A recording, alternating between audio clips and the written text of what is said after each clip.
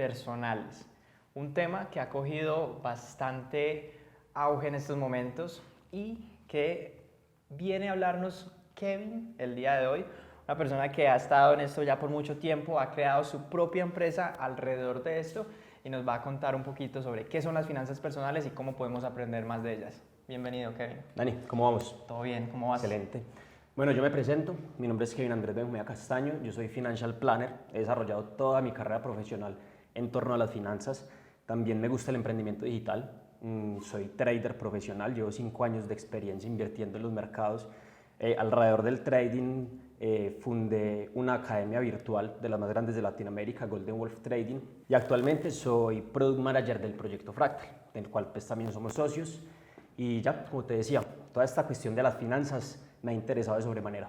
Súper, súper. Entonces, ahora queremos hablar y contarle a la gente un poquito de qué son las finanzas personales. Yo creo que la mayoría de gente no saben qué es, tienen de pronto una idea errónea, entonces vamos a aclararles un poco al inicio qué son y por qué es importante que la gente aprenda de las finanzas.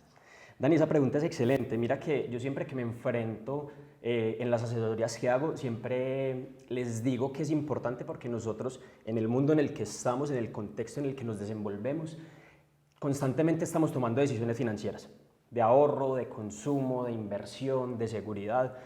Y hoy en día en un mundo que se mueve por leyes, por tecnología, por finanzas, casi nadie entiende lo importante de las finanzas personales. En ese sentido, las finanzas personales son más personales que finanzas. Nos enseñan fórmulas, nos muestran cosas y pienso que no, deben ser más bien flexibles y acomodarse a cada persona. Ahora, las finanzas personales son esa relación que nosotros tenemos continuamente con el dinero, cómo tomamos decisiones financieras y cómo a partir de ese entendimiento podemos desarrollarnos mejor. Okay. ¿Cuáles serían como las causas o las razones por las cuales la gente debería aprender de finanzas personales? ¿Cómo se ve la vida de las personas afectada cuando aprenden de finanzas personales? Dani, por lo que te decía, porque nosotros todos los días nos vemos envueltos en decisiones financieras y lo curioso es que esas decisiones que nosotros tomamos creemos que somos muy racionales, pero realmente no tenemos mucho control de ellas. Muchas veces estamos tomando o estamos teniendo sesgos, estamos teniendo o tomando decisiones pues, que son netamente emocionales y en pro de esto nosotros deberíamos entender muy bien qué beneficios nos trae, obviamente,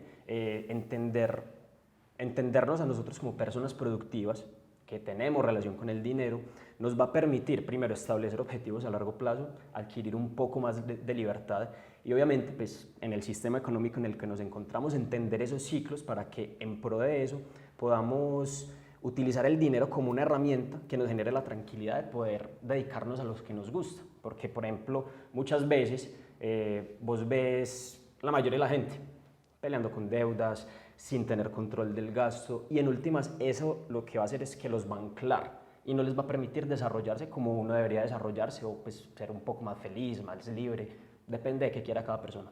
Bueno, entonces hablemos un poco ahora de un paso a paso, pongámonos como en los zapatos de las personas que nos puedan estar viendo, digamos que las personas pueden decir, no, listo, yo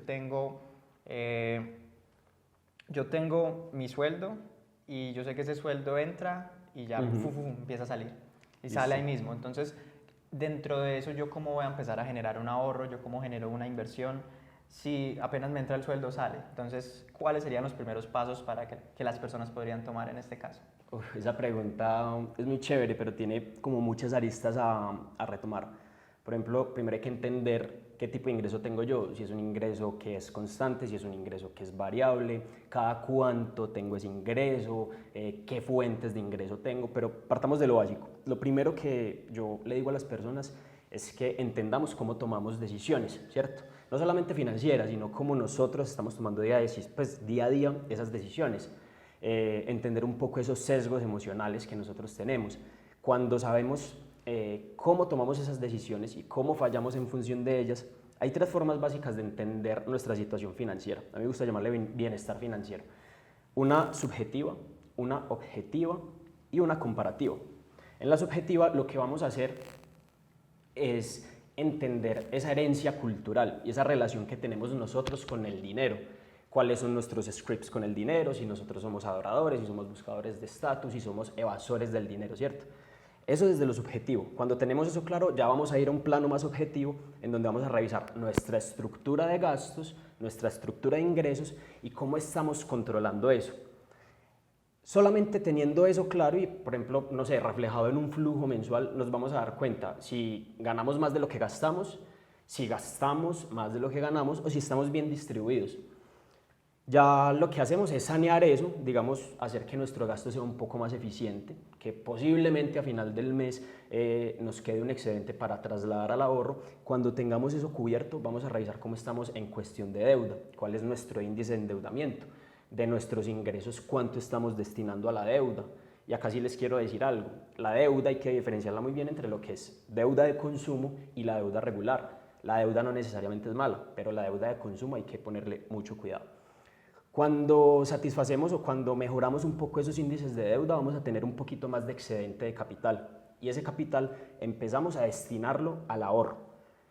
Y el ahorro lo vamos a dividir o lo podríamos dividir en un fondo de contingencias, sobre todo para los que tienen ingresos variables. Y en ese fondo de contingencias lo que vamos a hacer es que el mes o el periodo de tiempo en donde no nos alcancen nuestros ingresos, vamos a tomar de allí para poder pues, solventar un poco y no tener ningún percance financiero. Tenemos nuestro ahorro bien, tenemos un fondo de contingencia bien constituido. Tampoco es bueno estar sobreahorrado. El dinero pierde valor en el tiempo. En ese punto es cuando vamos a empezar a visualizar la inversión. Y ya luego pues la inversión también es un tema aparte, entonces entender tu perfil de riesgo, tipos de inversión, cómo vamos a diversificar. Pero ese digamos que es un proceso sano. Y acá es donde yo le digo a la gente que todo el mundo quiere o percibe las finanzas de un día para otro. Entonces yo voy a hacer dinero de un día para otro, me hago millonario de un día para otro. Pero no, la construcción de las finanzas, al igual que la construcción de un proyecto tecnológico, al igual que un proyecto de vida, es pasito a paso. Y se tiene que percibir a largo plazo. Okay, eso es súper interesante. Al principio nos comentabas algo de la manera en cómo vemos las finanzas de manera subjetiva. ¿Cuáles eran los perfiles que dijiste ahí? De manera subjetiva es entender nuestra relación o nuestros guiones, nuestros scripts con el dinero. Ahí podríamos identificar algunos como el adorador, el que piensa que con dinero va a solucionar todos sus problemas. Estas personas por lo general tienen una deuda grande porque son muy emocionales para tener dinero o con su relación con el dinero. Tienen muy poco patrimonio y muchos pasivos. Tenemos los evasores del dinero, los que piensan que uno no necesita dinero para ser feliz, que uno no necesita tanto para vivir, que por así decirlo tienen cierta aversión al dinero, ¿cierto? Tenemos los estatus, los que piensan que con el dinero pueden alcanzar un estilo de vida mayor, entonces que por lo general les gusta tener cosas buenas y demás. Y están los revisores, que les gusta pues, o entienden el dinero como algo más energético y les gusta tenerlo en movimiento. Es que les gusta pues estar más eficiente. Y no quiere decir que, por ejemplo, vos seas solo evasor o vos seas solo de estatus. Nosotros tenemos un poco de porcentaje de algunos de ellos. Entonces, digamos, entender esas condiciones nos va a permitir ver yo qué tan evasor soy, ver qué tan buscador de estatus soy, ver cómo me relaciono con el dinero y ahí, de acuerdo a eso, buscar ciertas recomendaciones. Ese ejercicio es muy chévere. Yo creo que todo lo podemos hacer y decir, yo creo que yo soy un poco más este tipo, y también con las personas que conocemos, como, este man es muy así o ella es demasiado así. Yo creo que ahí vamos empezando como en nuestro ejercicio financiero. Algo que yo reconozco y es que Kevin nos acaba de decir muchísimas cosas que la mayoría de personas, me incluyo, no conocemos y unos por lo general piensa que las finanzas son algo sencillo como, no, creo una hoja de Excel, pongo gastos, pongo ingresos y chao. Un presupuesto y algo. Pero vemos que esto tiene mucho trasfondo. Esto es un tema profundo, pero a mí me gustaría preguntarte por qué no sabemos de eso. O sea, por qué la gente, el 90 y pico % de las personas, por qué no saben de finanzas. ¿Qué está pasando en el mundo? ¿Qué está pasando en la educación? ¿Por qué no sabemos de algo tan importante como las finanzas? Yo también me he hecho muchas esas cuestiones y he llegado a ciertas conclusiones. Una de ellas es el nivel educativo. Yo pienso que nosotros hoy en día, en un sistema económico como nos movemos, donde hay ciclos de recesión, donde hay ciclos de auge, donde hay depresiones y crisis, desde pequeños nos deberían inculcar ese componente financiero, de entender cómo nos relacionamos con el dinero. Pero pues yo voy a los colegios, en primaria nos enseñan, en bachillerato nos enseña, Cuando nos convertimos profesionales en la universidad, yo nunca vi un componente que me enseñara a manejar una tarjeta de crédito, que me enseñara a declarar renta. Entonces, digamos que desde la educación tradicional no hemos normalizado ese componente financiero. Existe otro motivo, y es que nosotros evolutivamente no estamos diseñados para relacionarnos con el dinero. Digamos que en comparación con lo que lleva el hombre habitando el mundo, el dinero es un invento pues, realmente nuevo. Entonces, ¿qué genera eso? Que no haya mucha investigación científica, o creemos que no hay investigación científica, pero la hay. Entonces, al no haber un desarrollo tan fuerte, no estamos normalizando esa concepción de finanzas. Y lo otro es que las finanzas se han encargado de ser abordadas por ejemplo, ramas como la economía, que digamos ha entendido un poquito más el componente financiero, pero lo ha intentado explicar desde unas nociones más racionales que emocionales, cuando las finanzas son totalmente adaptativas. Y otra cosita, pues otra conclusión a la que he llegado, es que los que se han encargado de estudiar o de dar clases de finanzas son algunos gurús financieros que hacen libros de Agáchese y hágase rico, El poder de la mente, y esta parte de la autoayuda con las finanzas poco tienen que ver, que es algo que yo le quiero decir a la gente. Las finanzas personales no es motivación personal, las finanzas personales no es cuestión de energía, de proyectarse. Las finanzas personales realmente tienen un desarrollo científico, tienen algo avalado y se deben aplicar diariamente. Obvio, de una forma sencilla, no todo el mundo tiene que ser un superasesor, pero sí todo el mundo debería preocuparse un poquito de cómo están sus finanzas, cómo puedo mejorar mi bienestar financiero. Bueno, aquí hay varios puntos interesantes. El primero, como el más sencillo, es más o menos desde cuándo es el punto ideal para empezar a aprender de finanzas. En primaria, en bachillerato, en la universidad. Mira que hay varios autores que recomiendan o tienen libros inclusive de finanzas personales para niños. Porque yo pienso que en el momento en que uno puede llegar a tener un peso en el bolsillo, debe tener nociones de finanzas. Entonces, por ejemplo, desde que un niño, el papá le da mesada para comprar algo en el colegio, tiene que entender cómo funciona esa máquina, cómo funciona toda esa maquinaria económica, qué significa lo que yo tengo, por qué estoy pagando, qué valor estoy pagando, el costo de oportunidad, si pago esto, qué estoy dejando de comprar. Digamos que eso puede ser uno, pues no sé, eso es muy complejo para un niño, y un niño cómo le va a enseñar, pero desde el momento en que nosotros recibimos el primer peso, somos máquinas productivas y vamos a tener, al igual que una empresa, gastos, inversión, deudas, ahorro. Entonces yo pienso que se puede hacer un proceso pedagógico, obviamente mucho más sencillo, mucho más amigable, por así decirlo, pero desde que somos niños es importantísimo que tengamos nociones de ese manejo de nuestra situación. Okay, super. Segundo punto de lo que dijiste ahora, hablaste un poco de que el dinero no es algo de lo que nosotros los humanos estemos como acostumbrados en la historia, ¿cierto? Si miramos a la historia, hay cosas que nosotros siempre hemos hecho, Sí. pero el dinero no es una de esas. El dinero es algo que se inventa por nosotros mismos, un concepto abstracto como para la sociedad moderna. ¿Qué impacto tienen este tipo de cosas en cómo nosotros aprendemos sobre las finanzas, ¿cierto? O sea, que no sea un proceso de demasiado tiempo, que no sea algo que llevemos, digamos, dentro del ADN, sino que sea algo que es totalmente ajeno a la naturaleza de las personas. El impacto es netamente biológico, porque es interesante. Hay varios autores que han, desde la neurociencia, han buscado cómo reaccionamos nosotros y qué estímulos cerebrales tenemos nosotros en cuestión del dinero. Y hay algo muy bacano, y es que, por ejemplo, cuando nosotros estamos frente a una crisis financiera, frente a una pérdida, nuestro cerebro tiene las mismas reacciones que tenían nuestros antepasados cuando los perseguía un depredador. Entonces, ese impacto de ser tan irracionales, de ser tan emocionales y de buscar siempre la supervivencia antes que la eficacia en el dinero, es lo que hace que seamos como, no sé, como tan emocionales. Y en últimas, es esa relación tan ambigua que podemos tener con un invento nuevo como es el dinero. Entonces, digamos que sí, las reacciones son netamente biológicas, y el impacto y las malas decisiones que nosotros podemos tomar todos los días vienen desde esa parte, desde esa herencia genética más biológica, y eso es muy interesante. Okay. Y el tercer punto, que yo creo que es un punto de bastante controversia, y es lo que se ve hoy en día con todos los gurús, con todos los coaches, con toda la gente que va a hablar de crecimiento, de superación, y que lo que buscan es decir, con este libro, con esta técnica, aprende en 5 minutos una técnica que te cambia la vida, aprende en 1 hora algo que te genere millones en un mes. Sí.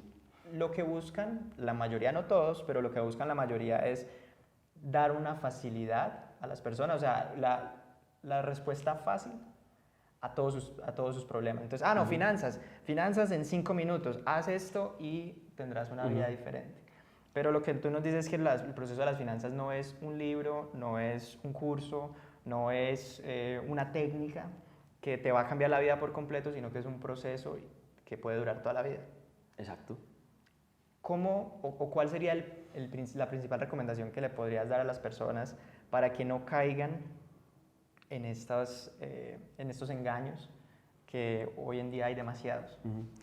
Primero, que revisen muy bien los autores o quiénes son estos gurús financieros. Digamos, su estabilidad financiera, de dónde proviene. Si proviene de un ejercicio empresarial, si proviene realmente de un estudio, si proviene de algo más científico o si proviene de la venta de los mismos libros que ellos hacen, ¿cierto?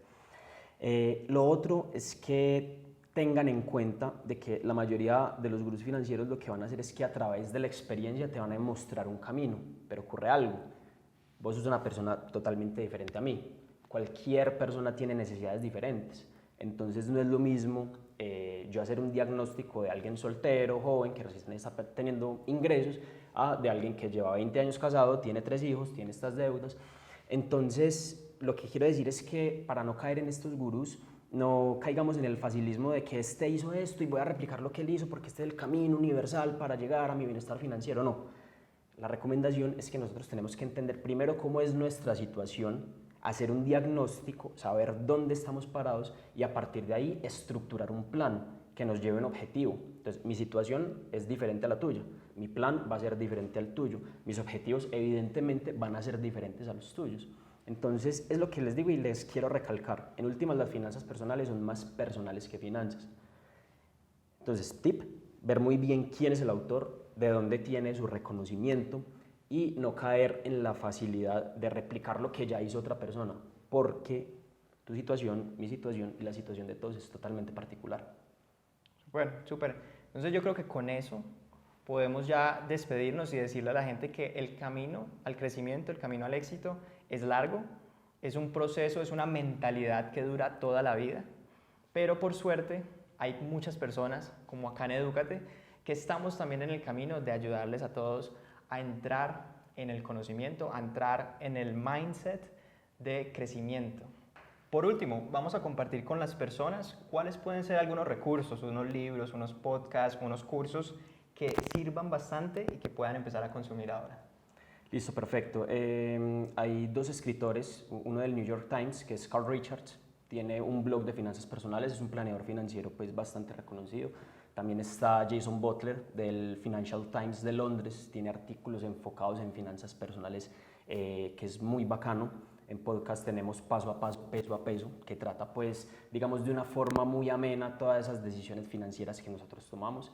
En cuestión de inversión les podría recomendar El Inversor Inteligente de Graham, te va a dar nociones sobre lo que es un perfil de riesgo, alternativas, distribuciones y demás. Y ya pues existen diferentes blogs, cursos personales. Si ya nos metemos un poco más en lo que son las ciencias financieras, les podría recomendar bastante Bachelier, los mismos estudios estadísticos en cuestión de finanzas y ver todo lo que son las cuestiones de crédito, fiducias, ver las instituciones gubernamentales, ¿cierto? Por ejemplo, el Banco Central y demás. Y igual, si les interesa mucha más información, podemos enviar algunos libros, algunas referencias o hacer reviews sobre estos mismos libros. Súper, claro que sí. Eso sí, no padre rico, padre pobre, no la magia de pensar en grande, ninguno eso no es finanzas. Una gran aclaración ahí a lo último. Yo no sé mucho de finanzas, pero sí me gustaría recomendarles un libro que habla de cómo nosotros tomamos decisiones. Es una persona que tiene conocimientos en economía, pero también en psicología. Es Daniel Kahneman y su libro es Pensando rápido, pensando lento. Entonces nos puede ayudar a entender una de esas formas de tomar decisiones que vienen de la biología y que muchas veces nos engañan en el momento de decir sí, no, quiero esto, quiero invertir en esto, quiero ahorrar acá, y que les podría servir bastante a la gente. Entonces, Kevin, muchas gracias por estar con Dani, nosotros. placer.